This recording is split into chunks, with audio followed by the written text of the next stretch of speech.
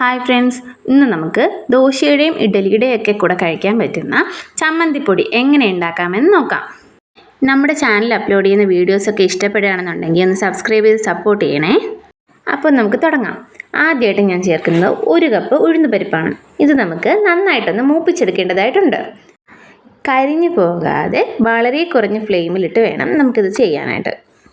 ഏകദേശം ഈ ഒരു പരുവാകുമ്പോൾ നമുക്കിത് തണുക്കാനായിട്ട് മാറ്റി വയ്ക്കാം. അടുത്തതായിട്ട് ചേർത്ത് കൊടുക്കേണ്ടത് ചെറുപയറാണ്. അത് ഞാൻ 1/2 കപ്പ് അളവിലാണ് ഇവിടെ ചേർത്ത് കൊടുത്തിരിക്കുന്നത്. ഓരോ സ്ഥലങ്ങളിലും ചമ്മന്തിപ്പൊടിക്ക് ഓരോ പേരുകളാണ്, അതേപോലെ ഓരോ രീതിയിലാണ് ഉണ്ടാക്കുന്നത്.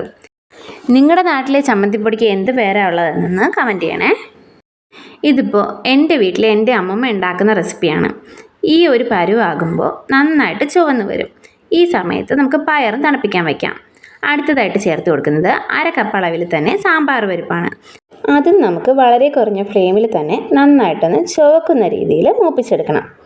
ഇപ്പോൾ ഏകദേശം ചുവന്ന് വന്നിട്ടുണ്ട്. ഇനി നമുക്കിതൊന്ന് തണുക്കാനായിട്ട് വെക്കാം. ഇനി നമ്മൾ ചേർക്കുന്നത് 1/2 കപ്പ് അളവിൽ ചെമ്പാവരിയാണ്. ഞാനിവിടെ റേഷൻ കടയിൽ നിന്ന് കിട്ടിയിരിക്കുന്ന അരിയാണ് ചേർത്തിരിക്കുന്നത്. അരിയൊക്കെ നന്നായിട്ടൊന്ന് മൂത്ത് പൊരിയായിട്ട് വരണം. അതാണ് അരിയുടെ പാകം. അത് ലോ ഫ്ലെയിമിൽ തന്നെ ചെയ്യാനായിട്ട് ശ്രദ്ധിക്കുക. ഏകദേശം ഇങ്ങനെയാണ് നമുക്ക് കിട്ടുക. ഈ ഒരു സമയം നമുക്ക് ഇതും തണുക്കാനായിട്ട് മാറ്റി വയ്ക്കാം. അടുത്തായിട്ട് ചേർത്ത് കൊടുക്കുന്നത് 4 വറ്റൽമുളകും 1 ടീസ്പൂൺ കുരുമുളക് പൊടിയാണ്. നിങ്ങളുടെ കയ്യിൽ ഇതിൻ്റെ പൊടികളാണുള്ളതെങ്കിൽ 2 ടീസ്പൂൺ മുളക് പൊടിയും 1/2 ടീസ്പൂൺ കുരുമുളക് പൊടിയും അവസാനം പൊടിക്കുന്ന നേരത്ത് ചേർത്ത് കൊടുക്കാം. ഇനി ഇതിലേക്ക് ചേർത്ത് കൊടുക്കുന്നത് 2 തണ്ട് കറിവേപ്പിലയാണ്. കറിവേപ്പിലയും കൂടി ചേർത്ത് നമുക്ക് നന്നായിട്ടൊന്ന് മൂപ്പിച്ചെടുക്കേണ്ടതായിട്ടുണ്ട്. അതിനായിട്ട് 1 ടീസ്പൂൺ വെളിച്ചെണ്ണയാണ് ഇനി ചേർത്ത് കൊടുക്കുന്നത്. കുറഞ്ഞ തീയിൽ ഇതൊക്കെ ഒന്ന് മൂപ്പിച്ചെടുക്കാം. കറിവേപ്പിലേക്ക് നല്ല ക്രിസ്പായിട്ട് വരുന്നതാണ് ഇതിൻ്റെ പാകം. ഇനി ഇതെല്ലാം കൂടി നമുക്കൊന്ന് തണുക്കാനായിട്ട് വയ്ക്കാം. നന്നായിട്ട് തണുത്ത് വന്നതിന് ശേഷം ഇതിലേക്ക് ഞാൻ ചേർത്ത് കൊടുക്കുന്നത് 1 ടീസ്പൂൺ അളവിൽ ഉപ്പാണ്. ഇനി ചേർത്ത് കൊടുക്കുന്നത് 1 ടീസ്പൂൺ തന്നെ കായപ്പൊടിയാണ്. നിങ്ങളുടെ കയ്യിൽ കട്ട കായമാണുള്ളതെങ്കിൽ 1 ടീസ്പൂൺ വെളിച്ചെണ്ണയിൽ അത് നന്നായിട്ടൊന്ന് പൊള്ളിച്ചെടുക്കുക. എന്നിട്ട് ചേർത്ത് കൊടുക്കുക.